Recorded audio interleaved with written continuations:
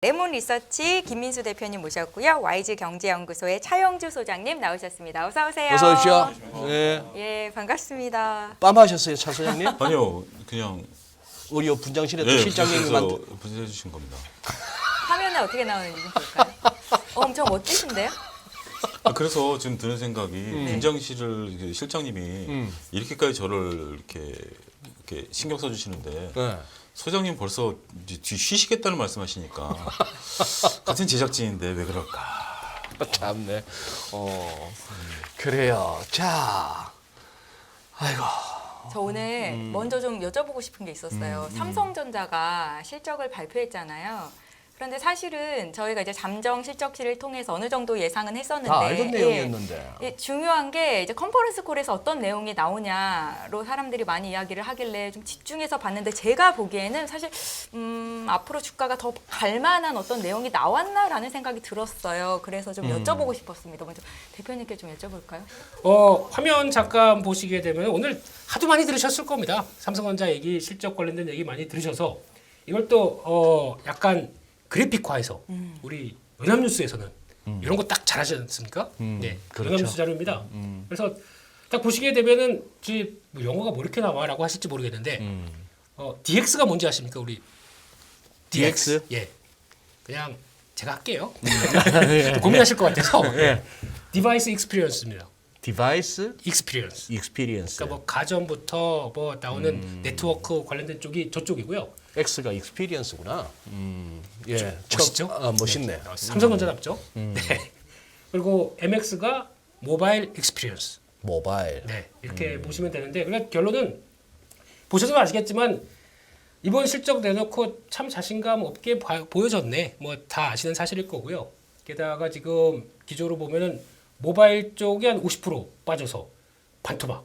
그리고 또 지금 가전 관련된 쪽은 거의 뭐 적자로 밝혀졌죠. 네, 이런 쪽과 또 이제 스마트폰 쪽도 잘 팔았는데 수익성 별로 안 좋다라는 부분들 확인된 것 같고 이제 문제 DS 쪽 반도체 적자는 면했구나라는 정도. 네, 그리고 또 디스플레이 같은 경우는 한 37.9% 올라서 와 괜찮나 싶은데 저게 쉽게 얘기하면은 약간 그런 거죠.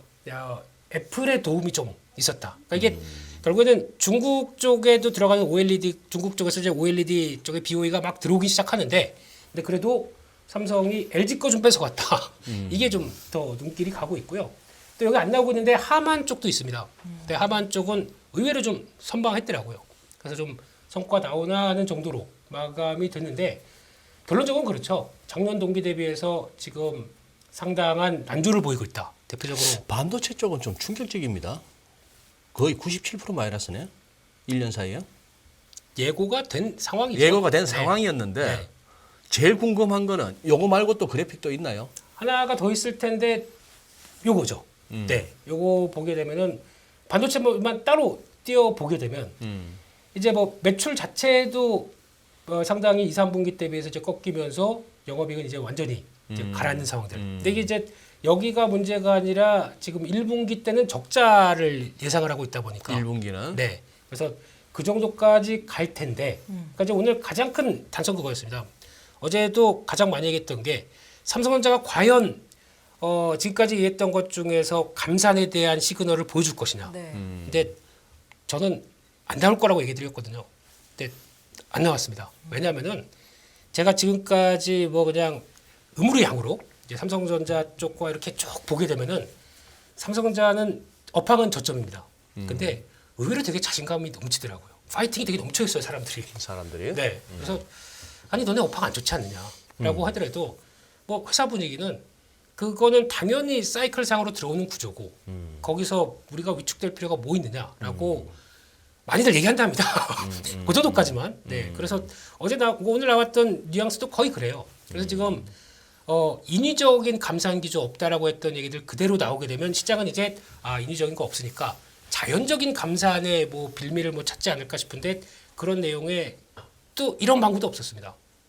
그렇다는 얘기는 그러다 보니까 이게 지금 삼성전자 주가 같은 경우도 어차피 업황 바닥인데 감산 얘기 좀 나오면서 6만 원대 이상으로 쫙 돌파했었을 때가 그때거든요. 네. 예, 삼성도 하지 않을까라는 어떤 기대감 때문에. 근데 그게 나오지 않다 보니까 그냥 외국인들은 기계적이죠. 그래서 그대로 나왔던 거 없네.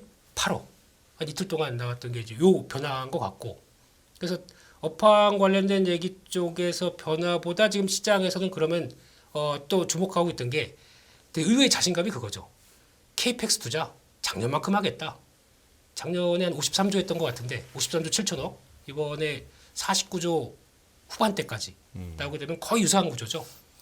왜 이렇게 자신감을 보일까? 투자 내역은 투자 내역은 뻔하죠. 근데 지금 나왔던 것 중에서 투자 내역의 가장 선단 경쟁이나 그쪽에 가장 핵심적인 게 EUV. 예전에 기억하십니까? 저 연블리랑 나왔을 때 또 이게 네, 그때 예.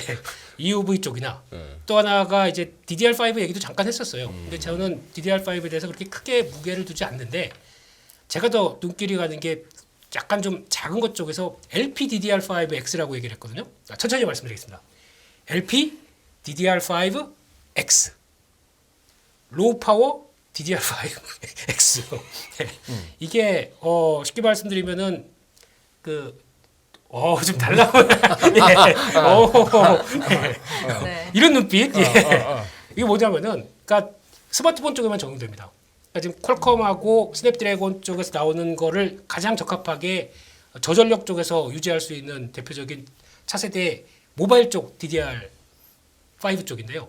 이쪽이 활성화되기 시작하면 이게 더 변화가 나가지 않겠느냐라고 저는 보고 있는데 DDR5는 초기에 나온다고 하더라도 아직까지는 재고가 별로 없다 보니까 되게 좀 초기에 나와서 이게 수요하고 공급하고 딱 맞춰지게 되면 처음엔 비싼데 제가 보기에는 가격은 훅 빠질 것 같습니다. 훅 빠졌다가 이제 맞춰가는 기조 나오게 되면 생각보다 지금 얘기하는 20-30%대 높은 가격대는 잘 모르겠습니다.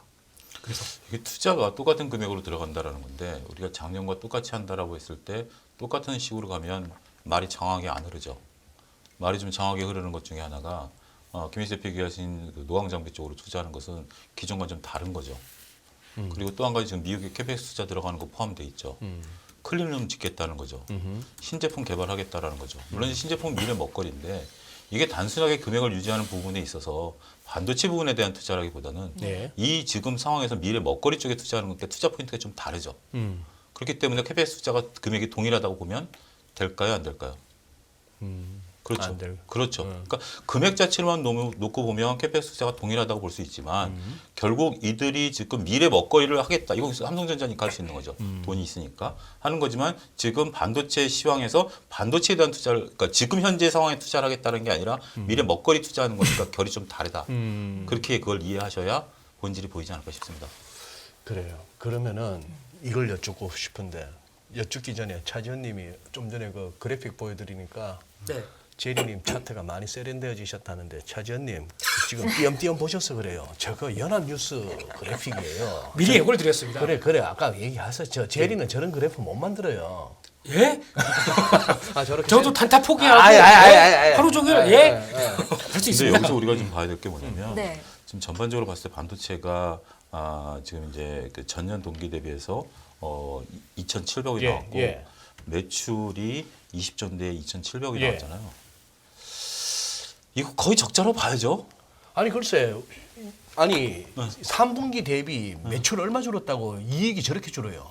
그러니까요. 저게 막대한 비용인데 비용이죠. 왜냐하면 매출에서 이 비용을 빼야 이익이 나오죠. 그러니까 손익계산은 단순해요. 매출에서 비용 빼주면 이익이죠. 지금 이 차이는 다 비용인 거예요. 응? 이 차이는 다 비용인 거라고요. 이 차이는 다 비용인 그 차이는 비용이다. 다 비용인 거라는 거예요. 비용인데 이 비용이 지금 그거에 대한 것들이 중요한. 지금 재고가 쌓이고 있다는 건데 재고 비용은 여기 안 들어가는 거예요. 재고 비용이 여기 안 들어가잖아. 재고는 저기 재무상태표에 들어가지 손익계산서에는 안 들어가잖아. 그 비용이 좀 들어가 있는 거에 대한 분석을 들어가야죠. 그게 굉장히 중요한 포인트라고 봐. 단순하게 지금 재고 부분이 아니라 그리고 지금 삼성전자가 지금 12월만 놓고 보면 이익이 4조 3천억이잖아요. 이게 2012년 이후에 처음이에요. 예. 그때 2012년 때 삼성전자가 매출이 45조인데 총. 예. 그때 이익이 5조 6,900억이었어요. 예. 근데 매출이 지금 70조예요. 어. 근데 이익이 4조 3천억이에요. 그러니까 제 얘기는 뭐냐면 이 상황이 지금 단순한 상황은 아닌 것 같아요. 이게 지금 이게 과거니까 이거 치우치고 이제 다시 재고 사이클로 해가지고 이제 업황이 개선된다. 물론 희망적인 거는 우리가 보긴 해야 되지만 지금 삼성전자의 상황이 굉장히 심각한 상황이다. 이건 인식하셔야 돼요. 그러면 별 차이 없는 잠정치나 확정치나 별 차이가 없는 없었죠. 와중에 지난번 잠정치 나왔을 때는 숫자 봤을 때 우리가 전부 헉 했잖아요. 네. 근데 그때부터 주가는 올랐어요. 네. 오늘은 왜 이렇게 패대기 끼치냐? 일단 저는 계속해서 삼성전자는 펀더멘털과 수급이 다르다라는 제 개인적으로 그렇게 봐요. 펀더멘트가 수급이 다르다. 더군다나 우리가 이제 오늘 이제 많이 관심을 가졌던 게 결국 10시에 컨퍼런스 콜이었잖아요. 예. 컨퍼런스 콜에서 우리가 계속 우리 고전 중에 코끼리를 쏴라라는 책이 있어요. 외국 서적인데 이게 뭐냐면 내가 이제 포수예요. 포수인데 난 심약한 포수야. 심약한 포수인데 총은 나만 갖고 있어. 우리 이제 4명 있는데 저기 미친 코끼리가 뛰어오는 거야. 그걸 근데 내가 이제 쏴야 되잖아. 근데 난 심약해서 못 쏘겠는데. 넷 중에 제일 마음이 약한 심약한. 그러니까 그 표현하는 거야. 심약한 마음이 제일 약한 사람인데 네. 나밖에 쏠 사람이 없잖아. 주위에선 빨리 쏘라라고 그러는 거야. 근데 내가 결국 이제 뭐 그런 거에 대한 이제 딜레마인데 그 총을 갖다가 저 제리한테 주지. 빵야. 그런 것처럼 삼성전자한테 우리가 지금 계속해서 감산해라라고 요청하는 걸 수도 있죠. 감산해라. 라고 요청할 수도 있는 거죠. 이건 이제 전후가 바뀌었는데. 근데 어찌됐든 중요한 것은 오늘부터 외국인들이 판 게 아니라 어제 이제 기관이 팔았고 오늘 이제 외국인들이 팔았죠. 예. 어제부터 주가가 이미 꺾였었던 상황. 여기에 이제 오늘 이제 뭐 그런 것까지 저는 이제 부과된 부분이라고 그렇지 않다 하더라도 이게 지금 뭐 그것 때문에 저렇게 음봉이 크게 나왔다? 저는 수급 논리로밖에 안 보여요. 이것 때문에 그러니까 제가 보는 비유는 그거예요. 그리고 필라델피아 반도체에다가 65,000 절대 레벨 뭐 이런 것들이 섞여가지고 한꺼번에 저는 물량이 쏟아진 게 아닌가 싶어요. 단순히 삼성전자가 악화된 실적을 발표해서가 아니라 그렇지. 그것만이 네. 전부는 아니다. 그것도 일부 있긴 하지만 네. 저는 한 30% 정도밖에 안 된다고 봐요. 뭐 거의 안 건드려 보시겠지만 우리 단타의 달인께서는 네? 삼성전자는 거의 손 안 대실 것 같은데 달타냥인 거예요? 달타냐. 별거 다 나오네요 지금. 예. 그럼 뭐 이제 제가 제일 궁금한 거는 자 이게 다 실적 발표했고 IR 끝났고 지금 가격 한 이틀 동안에 쭉 밀렸습니다. 자 우리 앵커님께서는 네. 61,000원 들어왔습니다. 혹시 어떤 생각 드세요 지금 딱 봤을 때? 저는 좀 두렵죠. 갖고 계시군요. 아니에요. 네, 안 갖고 계신데? 안 갖고 네. 있는데 네. 삼성전자가 워낙에 미치는 영향이 지대하니까 아, 예. 시가총액 상위주를 가지고 있는 한 종목을 갖고 있는 네. 개인 투자자로서는 네. 이거 어떻게 하지? 앞으로 어떻게 해야 되지?라는 생각이 들더라고요. 그래서 오늘 아. 정말 여쭤보고 싶었어요. 그러니까 이제 삼성전자를 앞으로 어떻게 봐야 될 것이냐. 예. 네.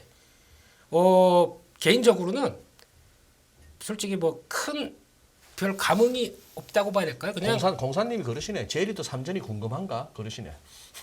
3전도 궁금하고 하고요. 4전도 궁금하고. 네. 이게 결국엔 그냥 저희가 보통 보면 크게 뭐 아우 심각하다 저 반도체 적자나고 우리나라 기둥을 버티는 이런 상황인데 이게 그냥 사이클로 봐야 될 것 같아요. 그냥. 사이클로. 네, 사이클 자체적으로 봐야 될 것 같고 그 사이에 나오는 변화. 근데 제가 느끼는 거는 삼성전자가 의외로 담대하다, 그러니까 담담하다라는 쪽의 느낌을 많이 받았고요. 그만큼 사이클 쪽에서 우리가 할 수 있는 거는 잘 지나가서 변화 기대하는 것밖에 없다라는 쪽으로 많이 느꼈고요.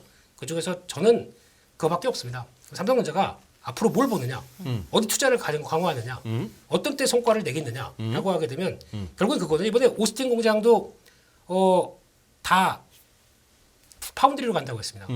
제가 보기엔 삼성전자 파운드리 계속 강화시킬 거고요. 파운드리에서 TSMC를 잡기 위한 여러 가지 전략 중에 하나 그런 가공할 무기들을 많이 보여줄 것 같습니다. 그래서 이번에 처음으로 게이트 올어라운드라고 하는 GAA 관련된 쪽의 상용화를 본격적으로 했고 이제 2로 들어갑니다. 그렇다는 얘기는 이게 TSMC가 상대적으로 좀 취약한 부분이거든요. 그러면은 나노 경쟁에서도 한 단계 레벨업 시킬 수 있겠다고 저는 개인적으로 생각되는데 그러기 위해서 뭘 해야 됩니까?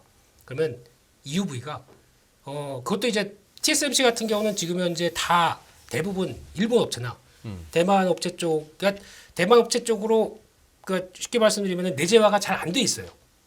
지금 약간 그 일본 업체 쪽에 거의 그 좌지우지되는 경향들이 있습니다. 그러면 만약에 일본 업체가 흔들리거나 아니면 TSMC가 독자적인 결정을 못 할 수 있고, 그러니까 EUV 같은 경우는 쉽게 말씀드리면은 이게 빛을 쬐서 생각보다 그 미세화 공정을 그대로 만들어가는 대표적인 차세대 장비지 않습니까? 근데 그렇게 들어갔었을 때 들어가는 포토마스크나 펠리클 모두가 다 이게 지금까지는 펠리클이 없었어요. 그냥 했었어요. 그러니까 이거 지금 5억, 10억짜리 그냥 두어 번 쓰고 버렸어요. 근데 펠리클이 들어오는 순간 이거를 계속 활용할 수가 있거든요. 그럼 수익성이 어떻게 되겠습니까? 훨씬 더 좋아지죠. 그런 변화가 나오기 시작하는 게 지금의 이거를 들어가는 업체들을 이제 국산화하기 시작하는 게 지금의 변화거든요. 그러면 계속 다 다지겠다. 우리 라인업 만들어 놓겠다라고 하게 되면 다 또 자기 손길 아래에 있다라고 하게 되면 저는 점점 더 삼성전자는 좋게 봐야 되지 않나라는 쪽으로 그 새로운 기술의 쪽에서는 계속 또 TSMC보다는 저는 지금은 보여지는 게 TSMC가 맞죠. 왜냐하면 딱 주변 바로 뽑아낼 수 있겠다고 생각되다 보니까. 근데 만만치 않게 삼성전자도 잘 하고 있다고 생각이 듭니다. 치킨 게임이 한 번 더 남았다라고 저는 생각을 하는 거죠. 치킨 게임? 예, 우리가 이제 삼성전자가 지금의 위상이 오게 된 게 메모리 부분에서 이제 치킨 게임을 이긴 거죠. 근데 이제 파운드리 쪽에서 이제 드디어 이제 칼을 빼들고 야지로 나간 거죠. 여기 이제 전체 반도체 시장에서 20%는 수성을 한 상태고 네. 이제 칼 빼들고 나가서 이제 본 게임이 전 시작됐다라고 보고 네. 제 치킨 게임이 이제 시작이 된다라고 보는 거죠. 어떻게 보면 지금 이제 테슬라가 가격을 인하하고 포드가 가격을 인하한 것을 또 하나의 치킨 게임으로 보는 시각도 있거든요. 예. 그래서 근데 저는 자동차는 좀 다르다라고 봐요. 자동차는 왜냐하면 선호도에 따라 다르니까 네. 아무리 뭐 테슬라 얘기한다 해도 난 찝차 끌겠다는 사람은 죽어도 찝차 끄는 거고 네. 나는 뭐 예를 들어 트럭 끌겠다면 죽어도 트럭 끄는 거기 때문에 이건 좀 다르지만 네. 반도체는 치킨 게임이 가능하죠. 어. TSMC를 쓰던 삼성전자 쓰던 가능하기 때문에 거기서 저는 이겼으면 좋겠어요. 과거에 삼성이 이겼듯이. 아휴, 그거야 뭐 우리 대한민국 국민이라면 TSMC 이기라 하는 것은 화기겠지. 전 이긴다는 표현은 말이 안 되고요. 이기는 것보다 잠식이라고 봐야 될 것 같습니다. 잠식. 네, 어차피 지금 경쟁이 커져 있는데 이거를 TSMC와 뭐 치킨 게임 들어갈 정도는 잠식? 아직은 아닌 것 같고, 잠식? 예, 그거를 꺾어 내려가는 순간 삼성전자는 앞자리가 바뀔 것 같습니다. 오케이. 은정 씨, 네. 차 소장님 화요일 날은 또 우리 차 소장님 또 자료 준비하는 날인데 혹시 미리 보셨어요? 예, 저 마지막 거.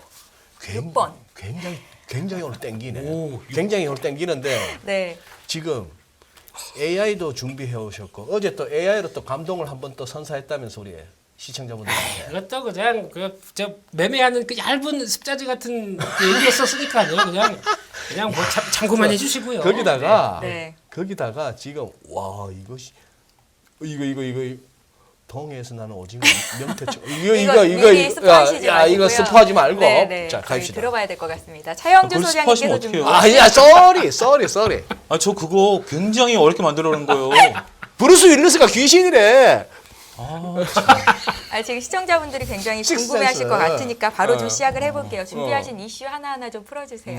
네. 일단 한국 경제 성장률인데요. 일단 우리가 항상 좀 머릿속에 놔둬야 되는 게 일단 4분기 때 일단은 QOQ를 봤을 때 이제 꺾였다라는 거죠. 마이너스로 이제 다시 들어가 안타까운 현상이 좀 벌어졌다. 일단 이제 코로나 국면이고 코로나 국면을 제외하고 이 그 크기가 좀 크다라는 것들을 보고 그다음에 이제 성장률 보면 설비 투자가 그래도 좀 버텨주고 있어요. 버텨주고 있다라는 게 상당히 긍정적이고 여기서 중요한 건 이제 정부 소비가 이제 좀 늘어났다라는 거.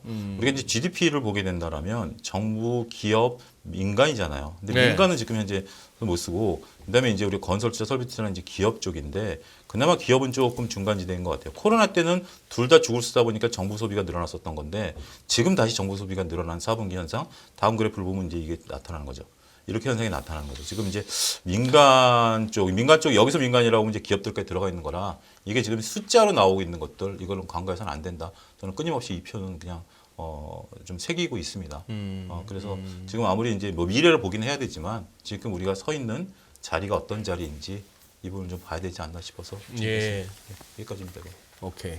다음 거 보면 현재 지금 이거도 나름대로 좀 의미가 있는데요. 예탁금. 우리가 이제 왼쪽에 보면 그게 예탁금이거든요. 이거 이제 김민수 대표께서 금요일 날 해주시는 자료인데 약간 좀 살짝 고개를 들었어요. 47초까지 고개를 들었는데 이게 제가 항상 여기 이성수 저자가 이제 한 거를 지난번에도 한번 제가 11월 달에 외국인들이 이제 환플레이 한다라고 했을 때 이분 또 제가 블로그를 이제 했는데 여기서도 보면 이분이 이제 개인들의 순증을 놓고 본다라면 이건 뭐냐면 개인들의 매도 코스피 코스닥 플러스 고객탁금 순증 그거를 이제 빼준 거예요. 근데 지금 개인들이 약 판 게 거의 이번에 굉장히 많이 팔았어요.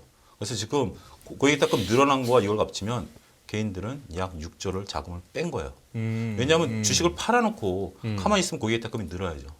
그러니까. 근데 고객탁금이 돈을 뺐구만. 돈을 뺀다는 거예요. 지금 개인들이 계속해서 이탈이 일어나고 있다라는 거. 그러니까 지금 이 장이 전형적으로 보여주는 거죠. 외국인과 기관이 휘둘리고 있는 장이고 개인들은 그나마 올라오고 있는 상태에서 매도를 하면 시장에 놔두는 게 아니라 일단 빼고 있다는 거예요. 아, 예. 이게 상당히 시장에 있어서의 또 하나의 체력을 가늠하는 바로미터가 아니겠는가. 이제 중요한 자료라서 제가 이제 허락을 구하고 요거는 이제 예. 한 겁니다. 그리고 이제 이거 AI 기술의 이제 변화 제가 이제 지난번에 준비해 온다라고 한 건데 이게 굉장히 좀 오래된 얘기예요. 지금 그래서 지금 여기까지 온 거죠. 이게 이제 갑자기 툭 튀어나왔다라기보다는 2012년서부터 하고 바둑 둔 게 언제인지 아십니까? 2016년이구만. 예, 바둑 오래됐네. 꽤 오래됐죠. 예. 우리 코로나 때 확 잊어버리고 있었던 건데 예. 바둑 둔 게 이제 이런 거죠. 근데 이게 과연 알파고가 이겼냐? 저는 그렇게 생각 안 해요. 이제 누가 얘기한 것처럼 어떤 국내 박사님이 얘기한 것처럼 알파고 뒤에는 수많은 전문가들이 있었고 우리는 혼자 있었던 거잖아요. 있었던 혼자. 왜냐하면 여기 다 신경망으로 연결돼가지고 슈퍼컴퓨터들로 이제 가동을 한 거기 때문에 예. 그 부분에 있어서는 좀 배가 있었지만 벌써 지금 몇 년 사이에 이제 여기까지 이제 GPT-2, 3 이렇게까지 이제 온 거다라는 거죠. 이게 지금 인공지능이 갑자기 이제 뭐 이렇게 된 게 아니라 이러한 지난한 과정을 겪어서 결국 산업 사이클이라는 게 오랜 시간이 걸릴 수 있고 또 한 측에서는 지금 현재 자율주행도 이렇게 진행되고 있고 또 한 측에서는 우리가 이제 뭐 여러 가지 문제들이 또 이렇게 진행이 되고 있는 거죠. 그런 경로들. 그러니까 갑자기 하늘에서 뚝뚝 떨어지는 것들이 아니다라는 측면에서 우리가 이런 것들도 여러분들이 한번 보시고 이제 이런 것들이 더 이제 진화되겠죠. 그리고 예. 이 속도는 더 짧아지겠죠. 그런 측면에 있어서 보시면 될 것 같고 두 단계가 weak AI입니다. 예? weak. 약. 약하다. 예, weak 지금 단계가. WEAK. EAK. weak. 네. 다음이 스트롱으로 가고요. 예. 그때는 아마 소장님도 깜짝 이게 AI로 한 거야? 이렇게 나올 겁니다. 그게 언제쯤 와요? 지금 이제 비용이 많이 들어요. 이게 문제예요. 어. 근데 이 순서대로 가게 되면은 다음 레벨은 저희 일상생활에 적용되는 거고 그다음 마지막 단계가 슈퍼 AI가 나옵니다. 슈퍼. 예. 슈퍼마켓 가면 아까 박재훈 박사님 말씀 그대로 이어서 하면 네. 이진호 소장님 손주가 합격하기 전에 나오겠죠. 슈퍼 AI가. 우리 내 손자가 합격하기 전에 나오겠죠. 어디 초등학교, 대학교? 초등학교죠. 아, 초등학교. 그렇게 빨리? 점점 년 빨라지는 안에. 거예요. 그러면 저기 아이언맨이 왜 이렇게 칙 하면 막 펼쳐지고 막 물으면 뭐 계산 뽑아주고 그거는 언제쯤 와요? 지금 되고 있어요. 어? 되고 있어요. 되고 있어요. 네. 그 정도는. 그 정도는 돼요. 그렇구나. 전 여기까지. 그래서 솔직히 지난번에도 제가 소장님하고 뭐 딱밤 내기 이걸 하자고 했을 때 내적인 갈등이 상당히 심했던 게 왜? 한번 해서 한 때리고 싶어가지고. 아니야. 그거보다도 예. 그냥 이런 새로운 신산업에 대해서 저희가 너무 그냥 희화화하는 것 같아가지고 네, 그래서 그건 아닌 것 같다라고 하는 또 그런 깊은 뜻이 있으셨구나. 맨날 드립만 던지는 사람은 아니고요. 그래요. 그 부분은 내가 경솔했어요. 인정. 아닙니다. 그래서 이제 기술적 그러니까 신산업이 펼쳐질 때 이 기술적 분석과 아니면은 그걸 따라가는 리스크 테이킹하고 그거를 진행하는 이제 대응하는 사람은 결국에는 보상으로 이렇게 큰 수익은 떨어지지만 그거를 이제 중간 단계에서 많이 오른 주가에 대해서 내가 이걸 어떻게 해야 될까 고민하는 상황은 하시면 안 됩니다. 왜냐면 산업이 이해가 한편으로 없거든요. 보면 전 그런 생각도 들어요. 뭐냐면 단기적으로 이렇게 2012년부터 어떻게 보면 끌고 왔었던 건데 주가는 왜 몇 개월 사이에 반응을 할까? 그렇죠. 그거야 뭐. 다 심해. 그러니까 이제 그 얘기를 하고 싶은 거예요. 그냥 제 얘기는 그거 하고 싶은 거예요. 대한민국이나 미국이나 뭐 그런 전 얘기를 세계 하고 싶은 거예요. 안드로메다나 이 뭐 이 카다가 갑자기 이 카는 거는 그거지 뭐. 자, 또 재밌는 걸 볼게요. 아휴 세력이 아휴. LG경제연구원에서 나온 건데요. LG 경 LG경제연구원에서 나온 건데 이제 자동화의 미래인데 여기서 보면 이게 이제 그냥 우리가 아는 건데 전문가나 관리자는 그래도 아무리 좀 인공지능이 들어와도 조금 덜 위험할 수 있다라는 건데 여러분들이 어디에 속하는지에 대해서는 한번 좀 고민. 단순 이제 우리가 그 사무직이라고 보는 것들이 좀 그렇고 이렇게 뽑아냈네요. 한번 그냥 흥미로워서 한번 가져와 봤습니다. 저기 주식 전문가는 어디 들어갑니까? 주식 전문가는 단순 노무 종사자. 중이영금이십니다. 그렇군요. 네. 위험도 낮네. 그리고 이제 뭐 이거는 여러분들이 그냥 한번 좀 어차피 이건 뭐 조사하는 기관마다 상황마다 다 다르기 때문에 어떤 걸 보냐에 따라 다르. 자, 이거 한번 좀 보시죠. 이게 LG엔솔이 그 한국경제신문에 어제 이제 공표가 된 건데 지금 이제 LG엔솔 같은 경우 지금 오늘 주가 좀 올랐잖아요. 578명인데 제가 못다 쳤네. 578명인데 예. 이게 설문조사 응한 사람이 이런 거예요. 여기서 지금 한눈에도 저 다더하기는 578인데. 네, 죄송합니다. 제가 578. 잠시만 디테일에 조금씩. 기다리세요. 6번이 있습니다. 오케이. 그다음에 이제 이게 보면 반반으로 볼 수 있죠. 럽하게 보면 네. 반은 안 판다라는 거고. 네. 근데 반은- 예상 외예요. 그러니까 굉장히 예상해요. 예상을 이게 지금 했어요. 네. 이거 딱 발표되고 어제 이 기사 보고 깜짝 놀랐어요. 그러니까 50%는 판다라는 거예요. 이게 지금 3월까지 버틴다 이런 개념이 아니라 이 판다는 사람도 보면 그 어제 기사 보면 60만 원을 걸어놨는데 안 팔렸어요. 뭐 이런 거예요. 그러니까 급하게 팔겠다라는 게 아니에요. 어? 급하게 그래놓고 혹시 팔리면 판다. 그런 더 거예요. 근데 높은 어쨌든 가격에 팔 마음은 팔겠다. 있는데 네. 급하지는 않겠다라는 거에서 이 50% 물량은 생각보다 오버행 유시가 좀 길어질 수 있고 두 가지 의미가 있어요. 생각보다 오버행 유시가 좀 길어질 수 있고 생각보다 강도는 약할 수 있다. 서서히 빠질 수 있다. 그다음에 이제 이 물량을 계산해 보면 이게 이제 표본 오차가 이제 뭐 그렇게 많지는 않다. 이걸 표본이라고 보면 전체적으로 봤을 때 물량이 한 10% 늘어나는 거예요. 10% 정도 늘어나는 거기 때문에 그렇게 심각하지 않을 수도 있다. 그 대신 이게 천천히 소화가 돼버리면 좀 나을 수도 있다. 그 나름대로 인사이트가 있는 것 같아서 이 표 가져왔습니다. 혹시 사내 블라인드 게시판을 통해 가지고 우리 이렇게 한번 여론조사 비스무리하게 해보자 해가지고 버틴다 쪽에 한 50% 가까이 해가지고 생각보다 버틴다가 많네 해갖고 주가가 잘 안 떨어진다에 사람들이 기대를 하게끔 하는 고도의 심리전 제가 물어봤어요. 누구한테? 다니시는 분한테. 어? 다니시는 분한테. 아, 다니시는 엔솔 분한테. 직원분한테. 네. 이 얘기를 해봤거든요. 그랬더니 직원당만 1억 좀 넘게 1억 5천. 예, 1억 5천 뭐 이 정도쯤 된다고 하더라고요. 어? 그래서 이거를 팔 것이냐라는 거에 대해서 이렇게 물어봤더니 어? 대답이 그렇습니다. 뭐라고? 너 내 어. 연봉이 얼마인지 알아? 네. 그 얘기하더라고요. 그래서 그렇게 뭐큰 어떤 의미인지 확 와닿는데요. 네. 이거를 지금 팔든 나중에 팔든 나에게 그렇게 큰 자금은 아니야. 그래서 라는 그랬어요. 의미가. 그냥 네가 밥 사. 고연봉이면 네가 밥 사. 그렇지, 예, 그렇지. 끝입니다. 그냥 그런 분위기 같아요 지금요. 그렇게 자랑질 하면은 그냥 넘어가면 안 되지. 밥이라도 사라고 해야지. 근데 제가 스케줄 넘어가시죠. 예. 네. 그다음에 이제 항상 제가 보는 게 이제 금강원에서 유사수신 사기 이제 경고가 또 떴고요. 그 보면 이제 우리가 항상 아는 내용들이 반복되는 것 같아요. 예. 붙이는 내용 보면 자동 트레이딩 시스템 지난번에 제가 이제 홈페이지까지 예, 보여드렸는데 예. 재정 거래, 마진 거래 통해서 리스크 없이 수익이 발생한다. 이런 거 발명하시면 제가 제 전 재산을 맡기겠습니다. 리스크 없이 수익이 발생한다. 그다음에 이제 문자, 메신저, SNS, 블로그를 통해서 홍보하면서 투자 권유한다라는 것들 이런 것들 계속해서 반복돼서 나온다라는 것은 네. 반복돼서 이런 일이 일어나고 있다라는 현상이죠. 그렇죠. 우리가 이제 되는 부분들이기 때문에 여기서 끝내죠 이제. 왜요? 왜? 아이 또 흥행을 하라. 아이 그거 합시다. 오징어 갑시다. 아까 너무 재밌었어. 또 근데 이거를 미리 자료를 좀 봤는데 도대체가 무슨 내용인지를 모르겠는 모르겠어요. 거예요. 봐도 예. 모르겠어. 스포일러 해봐도.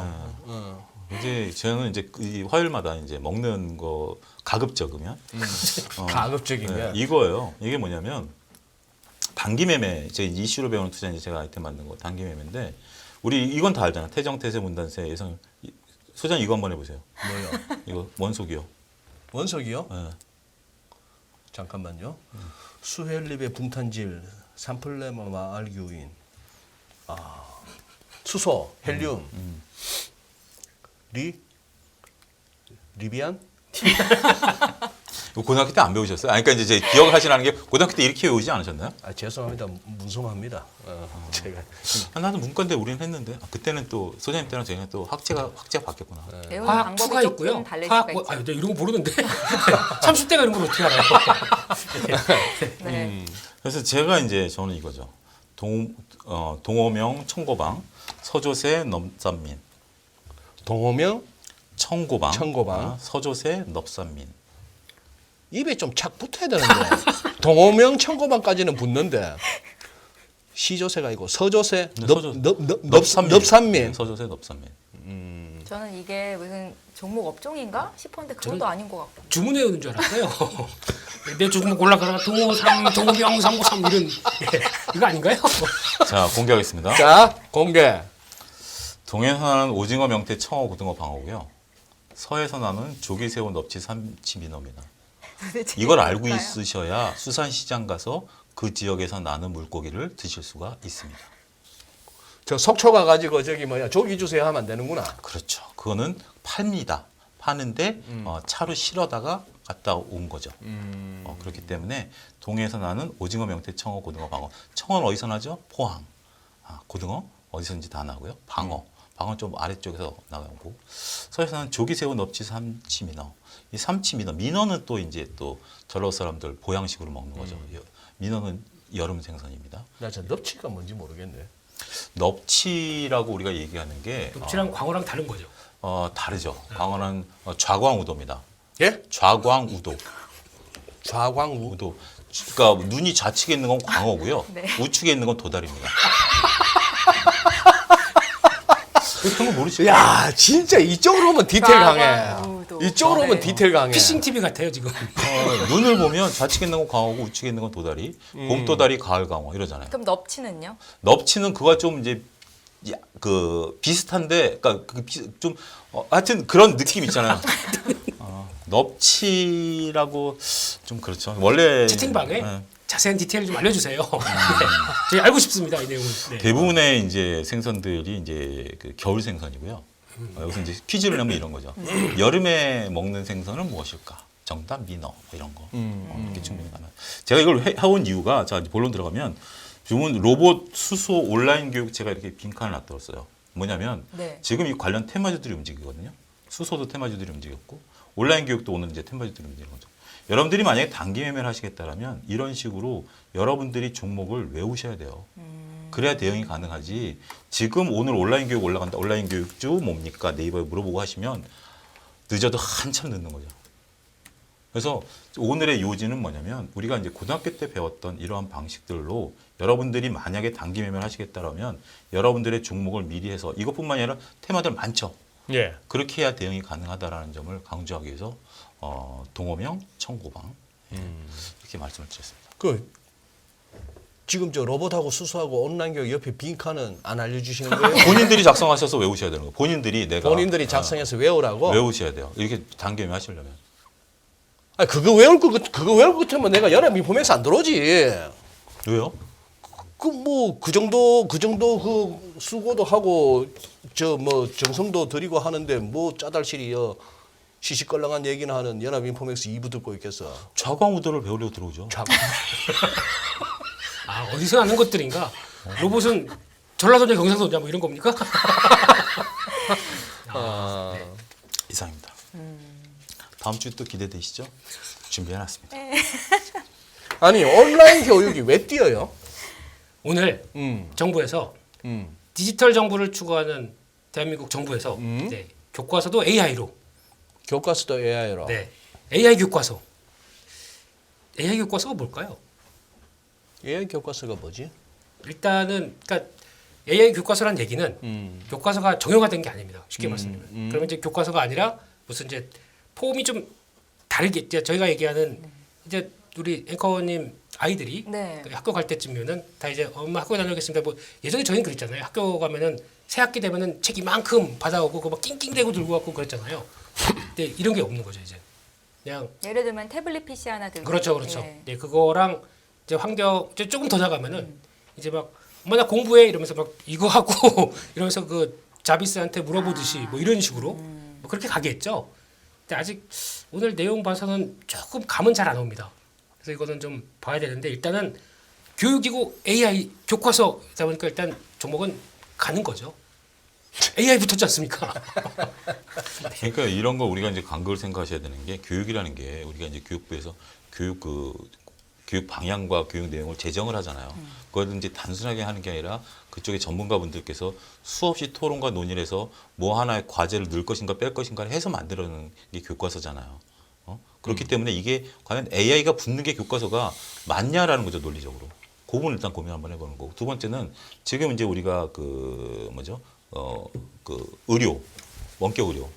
원격 의료에 대해서 처음에 이가 최근에 불거지기 시작한 게 물론 삼성이 투자한다 그런 것도 있었지만 우리가 의정 의료협회와 정부가 이제 협의한다라는 게 며칠 전에 있었는데 그때 뉴스가 없어요. 왜냐하면 의협은 지금 꾸준히 반대하고 있는 거고 정부는 하겠다라는 거고. 근데 이게 지금 의협이 오케이를 안 하는 순간 이 국회를 통과 못 하거든요. 왜냐하면 의협에 지금 의사 출신 국회의원들이 몇 명인데 그들이 다 그 보건복지부에 들어가 있거든요. 그런 것들을 우리가 지금 생각을 하자라는 거죠. 테마주들 중에서도. 근데 저는 이 온라인 교육과 관련된 부분들은 저는 좀 접근을 다르게 합니다. 뭐냐면 다른 테마들 이제 테마들도 성격이 다른데 막 여러 가지가 있죠. 갑자기 이제 우리가 네옴시티에서 며칠을 막 하다가 갑자기 지금 이제 네옴시티 관련돼서 다 반토막 나 있고 막 이렇게 돼 있는 거지만 온라인 교육은 지금 현 정부의 어떻게 보면 방향이거든요. 그리고 그다음에 공교육을 강화하겠다라는 거고 공교육을 강화하겠다라는 것은 역설적으로 사교육 시장이 더 커진다라는 거거든요. 학교 내에서만 경쟁하라는 거니까 학교 내에서만 경쟁하려면 어떻게 돼요? 거기서 1등 하려면 사교육을 더 부채질할 수 있다는 거죠. 그거에 대한 부작용, 반작용에 대한 얘기들이 있는데 어찌됐든 저는 그래서 이런 것들은 어떻게 건드리냐면 지금 당장에 있어서의 이슈도 중요하지만 여러분들이 지금 온라인 교육에 관심이 있다면 저는 올 한 해 내내 이거 테마주로서 굉장히 재밌을 거라고 봐요. 뭐냐면 이게 지금 잊혀지다가 갑자기 또 이런 얘기가 나오면 파악됐다가 또 가라앉다가 계속 현 정부 내에서 이 테마는 살아있을 테마로 저는 봐요. 그래서 오히려 한 10% 정도는 남들이 지금 이제 막 다른 거 올라갈 때 온라인 야 맞아 그렇지 온라인 사나 10% 정도만. 그러다 갑자기 정부가 무슨 방학 때 무슨 뭐 온라인 교육한다고 확 올라가죠. 그때 팔아. 또 기다려. 떨어지면 또 사. 이런 식의 나름대로 역발상할 수 있는 것도 이 테마 접근. 테마가 무조건 나쁘다라는 거에서는 위험 리스크도 있지만 굳이 테마를 하겠다라면 그렇게 하면 좀 안전빵이 되는 거죠. 내일 당장 뭐가 움직이지? 지금 이제 갑자기 오늘도 온라인 교육자 터졌는데 어제 입장에서 보면 온라인 교육자 터질 건 아무도 몰랐잖아요. 그런 식의 접근은 굉장히 어렵지만 온라인 교육이라든지 뭐 이런 것들에 대해서는 현 정부 방침이고 이게 이제 구체화되는 단계에서 여러 가지 얘기가 나올 거기 때문에 나름대로 스토리를 가지고 투자할 수도 있는 거죠. 좀 구분할 필요는 있다고 봅니다. 일단 막 구체화될 때까지는 한번 막 테마로 사보고 구체화되면 빠져나와야겠네. 계속 그게 이렇게- K증시 생존법 아닌가? 혹시? 뭘 새삼스럽게. 네. 아니 근데 요즘 보니까 혹시 그 유재석 선배님 아니 선배님 아니죠 선생님이 야, 광고하는 것 중에서 뭐 그러니까 이거 있지 않습니까? 뭐 브랜드 기억 혹시 나세요? 네, 저는 본 적 있어요. 네, 그거라든가 또 분홍색 양복 입고 그렇죠, 나오는- 네, 맞죠. 그거라든가 네, 네. 또 보니까 이정재 선생님이 나와서 1위 오너라 그거죠. 뭔지 모르. 아니 그런 게 있어요. 그런 네, 광고가 네, 있어요. 네, 네. 그게 뭐냐면은 그러니까 지금 그러니까 아까 유재석 선생님이 얘기했던 거 브랜드도 쉽게 얘기하면은 그거가 이 교육을 받는데 그러니까 이제 예전처럼 이제 과외에서 막 이게 아니라 다 이제 온라인을 통해서 교육하는 시스템으로 가기 시작하거든요. 그게 바뀐 이게 메가스터디 교육의 또 하나의 역점 사업 중에 하나인데 그러니까 AI 지능을 가진 선생님을 모시는 그렇죠, 거죠. 그렇죠. 이게 거기서 이제 탄생하기 시작합니다. 근데 그런 개념들을 정부가 가져가겠다는 건데 이게 그러면 결국에는 이제 사교육과 공교육 쪽에서 이제 약간 좀 민감한 상황들이죠. 그러니까 그거를 정부가 가져와서 이제 이쪽으로 끌어내겠다는 입장인데, 근데 그 방향성과 이제 가장 중요한 건 정책 얘기 나올 때는 저는 딱 그것만 봅니다. 자금이요. 실적인 자금 들어가느냐 아니냐. 근데 계획 세우면은 자금 들어가겠죠. 그 전 단계는 후룩 갔다 또 빠지고 후룩 갔다 또 빠지고 이런 현상밖에 안 나오는데 자금 집행될 때는 조금 다르죠. 근데 그런 건 뭐 나중에. 네. 뭐 인성 교육은 인간이 해야 돼요. 평생 공부님이 그런 말씀도 하시고. 아우 좋은 말씀입니다. 네. 아 그러면 이제 사람은 뭐 하지 앞으로? 예? 점점 AI가. 뭐 AI 로봇 뭐 메타버스 이렇게 샀는데 이제 사람은 뭐 하는 거예요? AI가. 근데 예. 예, 말씀하십시오. 아니, 아니. 네. 근데 생각보다 그렇게 빨리 안 옵니다. 저는 그렇게 생각해요. 오는 분야는 있는데 오는 분야가 있고 우리 일상적인 분야가 있고 모든 일상이 다 바뀌진 저는 않는다라고 봐요. 분명 와야 되는 분야는 있죠. 예를 들어서 뭐 단순 사무직이라든지 뭐 여러 가지 부분들에 있어서 이 부분은 불현듯 훅 다가오긴 하겠죠. 그렇지만 지금 뭐 그렇게까지 들어가면 너무 철학적으로 저는 변할 것 같고요. 여러 가지. 이야 사과나무 21님이 네. 지금 채팅창에 우리는 원한다. AI 선생님보단 AI 정치를. 오. 이거 박수 한번 칩시다. 야. 그러면 사과나무를 심으셔야 되겠네. 내일 지구가 멸망하더라도 사과나무 심으셔야 되겠네. 나는 근데 요즘 사과가 속초에도 난대요. 속초에도 나요? 거기까지 올라왔어요, 사과가. 보통 대구 정도까지인데. 대구 정도인데 광주에서 귤이 나오고요. 광주에서 귤이 귤이 나고. 나고. 그래서 제주도 귤이 안 먹히는 거예요. 그 올라오는 거죠. 온난화 맞네. 온난화 때문에 올라오는 네, 거죠. 네. 주식 방송인데 저희가 경제 방송이고 근데 되게 중요한 까먹었어요. AI가 네. AI가 인간을 못 이길 수 있는 분야가 있습니다. 지금 이렇게 많이 올라왔다고 하죠. 아까 제가 위크 AI라고 했었죠. 아마 슈퍼 AI 가도 인간과 비등비등할 수 있는 섹터는 딱 하나 있습니다. 뭐죠? 작년에 저희가 보통 보면은 로보틱스 매매라는 거 혹시 아십니까? 로보틱스 매매? 네. AI 자동으로 해서 로직 넣게 되면 그걸로 막 매매하는 이 자동 매매. 수익률이 얼마인지 아세요? 얼마예요? 지수보다 다 떨어졌습니다. 다 이 지수 이하입니다. 심지어는 70몇 프로도 봤습니다. 마이너스 70몇 프로. 이제 AI가 주식 거래를 하는데 주식 더럽게 못합니다. 주식 더럽게 못해. 네. 왠지 아세요? 왜요? 로직이 보통 보면은 짜질 때 로직이 네, 보통 보면은 손절매 기능을 이걸 제대로 그러니까 손절매 기능을 넣었다고 하더라도 보게 되면 작년 같은 경우 쭉 빠지잖아요. 손절매 계속 들어갑니다. 계속 손해예요. 아니면 이제 그 로직 말고 또 다른 로직이 낙폭과대만 들어갔다. 낙폭과대 들어갔는데 내가 알고 있는 로직 쪽에서 반등이 안 나오고 한 번 더 빠집니다. 그냥 손절. 이게 작년 같은 경우 한 방향으로 쭉 나오게 되면 대처가 안 됩니다. 작년 같은 장에서는 네. 이럴 때는 숙련된 장인의 F5, F6가 랄랄라님께서 네. 인간의 심리적인 요소를 반영하지 그렇죠. 못한다라고 맞습니다. 딱 그것 때문에 그래요. 예. 공포와 그리고 또 이 욕심이 극한될 때 이런 수익 실현하거나 이런 단계 쪽에서 적절하게 훈련된 K 증시에서 단련된 단타 선생님들만이 퀀트에 대한 김민수 대표님은 살아 계시겠네요. 살아 계시겠네. 퀀트에 대한 의견들은 여러 가지가 있는 거죠. 그러니까 원래 사람들이 자신의 이제 방법을 하다가 자꾸 심리가 방해를 하는 거죠. 좀 버텨볼까? 여기서 손절 라인을 걸어놨는데 좀 버텨볼까? 그러다 보니까 이제 퀀트가 발달하기 시작한 거죠. 인간의 감정을 배제해버리자. 인간의 감정을 빼버리고 내가 이렇게 본 방식이 맞다라면 퀀트로 가자라는 거죠. 그게 퀀트주의자들의 지론이죠. 물론 어떤 특정 시점을 놓고 보면 누가 이기냐 지냐는 할 수 있는 부분들이고 퀀트주의자들은 그럼 또 기간을 늘리자고 하겠죠. 지금 뭐 작년 같은 경우에 특수한 경우니까 기간을 늘려서 보면 어떻게 하자라고 했을 때 수익률을 보자라고 이제 얘기할 수 있는 부분들이고 그리고 이제 퀀트에서 하신 분들, 그러니까 제가 보면 그래요. 처음에 주식을 좀 하셨던 분들 있다가 이런 어떤 내 방식이 맞는데 내가 자꾸 휘두른다는 분들이 퀀트로 많이 가세요.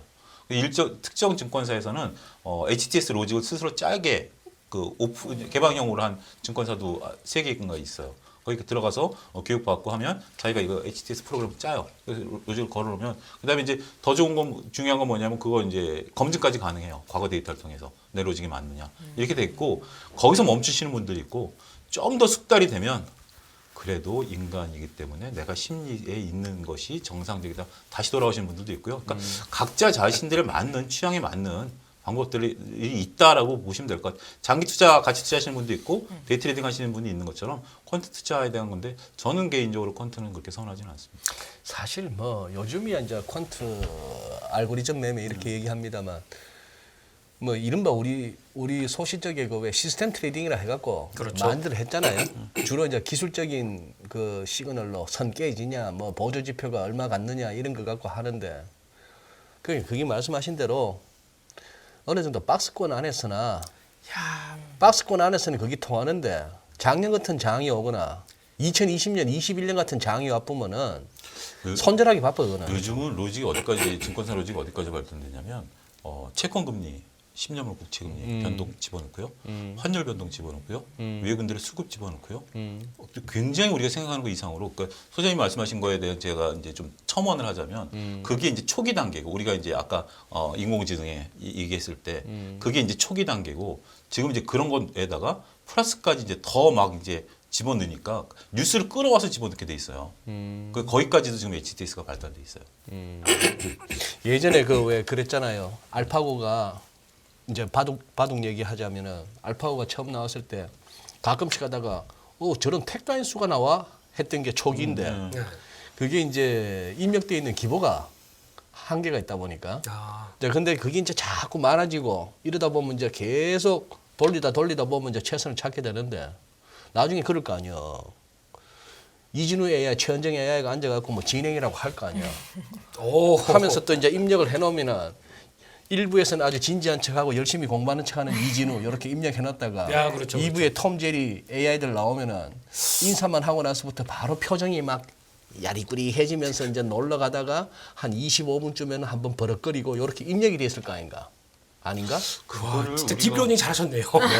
러닝이 되셨어요 벌써. 그러면 만약에 그렇게 된 상태에서 김민수 대표랑 저랑 의외의 수를 던지면 그러면 이준 소장님의 그 모든 로직이 깨지면서 뻥 나는 거지. 뻥 나는 거죠. 와 그러면 이 주최 측에서 보면 저 기계 방송 사고. 빼고 김민수하고 차영주 둘이 진행해 이렇게 되겠네. 아이구야. 그렇지. 그때 톰 제리 AI가 이진우 AI를 보고 아니죠, 원래 진심 AI는 진심 어린 어떤 그 애정과 존경심을 표하는 순간에 방송 사고 나는 그렇죠, 거지. 그렇죠. 한 번도 그런 적이 없었기 때문에. 머리가 돌아가고 막 이러면서 몰라 이렇게 되고요. 네. 참네. 근데 이게 그냥 웃고 끝낼 일이 아니라 그런 세상이 진짜 올 수도 있겠다라는 생각이 드는 게 무섭네요. 무섭죠. 그러니까 열심히 드립을 연구하고 AI가 못 던질 드립을 던져야 된다. 그만하겠습니다. 예. 근데 결국 아까 있었는데 어느 분이시더라. 결국 나왔어요 채팅창에서. 그래서 뭐 사라고요. 이 와중에 이 FMC도 앞두고 뭐 지금 빅테크 실적들도 지금 막 지뢰밭인데 또 놀 수는 없는 거 아니야. 뭘 사야 돼? 저한테 그러세요. 시장의 특징을 또 한 가지 보면 지금 이제 우리가 최근에 이제 삼성전자라든지 이제 이런 것들이 끌고 오면서 삼성전자 잠깐 쉬어질 때 2차 전지 뭐 건설 뭐 이런 거 막 돌았잖아요. 시장은 계속해서 진화하는 것 같아요. 우리가 12월 달에 AI 얘기했나요? 11월 달에? 안 했죠. 안 했죠. 근데 지금은 모든 온 세상이 AI죠. 11월 달에는 2차 전지 얘기하고 있었죠. 2차 전지만 얘기했죠. 지금 이제 2차 전지보다는 이제 AI죠. 자, 한 달, 두 달 뒤에는 또 이 얘기를 하고 있을 수도 있고 또 다른 얘기를 할 수도 있죠. 오늘 갑자기 벌써 튀어나온 게 뭐죠? 삼성중공업. 조선주. 삼성중공업이 오늘 나를 따르라라고 해서 지수 10%까지 끌어당겼잖아요. 그 무거운 조선주가. 이슈가 뭔데? 9년 만에 흑자 전환. 흑자 전환하겠다라는 거죠. 흑자 전환 전망인데 흑자 전환 확정이 아니고 전망인데 그 뭐 가능성이 좀 있다라고 보고 하는 거죠. 그러니까 계속해서 이제 이게 어떻게 보면 이게 이제 생물체 같은 주식시장의 특성이죠. 어제 삼성중공업이 이제 오후에 기사가 나왔지만 그러니까 누가 먼저 사고 이제 기사가 나왔을 거 아닌가? 아니 이제 삼성전자가 이제 실적 발표하면서 가이던스를 이제 오후에 그래요? 발표를 했고 정확하게는 딱 4일 전부터 외국인들이 사기 시작하더라고요. 외국인들이. 그러니까 수급 저 체크하는데 들어오더라고요. 계속 뭐 있나 싶었는데 실적 그러면 발표. 리포트나 무슨 신문 기사나 뭐 방송에서 또 갑자기 또 이제 띄워줄 거 아니야? 제일 많이 띄우는 게 IR 코멘트를 많이 나오거든요. IR 코멘트. 사장님께서 올해 잘하면 2천억까지 영업이 나올 수 있겠다. 뭐 이런 거. 잘하면. 그러니까 이제 그게 그런 부분에서 이제 디테일을 보면 오늘 아침만 하더라도 삼성중공업이 거의 보합권에 출발했어요. 약간 플러스 한 2% 예. 정도. 별로 눈에 안 들어왔죠. 그런 뉴스를 보고 살려고 들었으면 사신 분들은 다행이지만 사까 했는데 한 2%니까 좀 긴가민가하죠. 삼성전자 쭉쭉 빠지고 있고. 근데 지금 지나고 보니까 결과론적인 얘기지만 삼성전자 외국인 마이너스, 삼성중공업 기관 외국인 플러스. 전자판 걸로 그거 샀구나 또. 그렇게 볼 수 있죠. 그렇게 볼 수 있는 뭐 충분히 가능성 있는 얘기죠. 그렇게 수급이 오면서 결국 10% 그때까지 땡겨버리고 그러다 보니까 주변주까지 가는 그런 부분들이 결국 시장에 있어서의 흐름이 아니겠나. 그러니까 지금 당장 여기서 여기서 저는 제 요지는 그거예요. 결론은 뭐냐면 지금 여기서 막 눈에 띄는 것 중에 이거 추가로 더 갈 거 없어요라고 해봤자 저는 거의 뭐 끝물에 들어가는 부분들이라고 보고.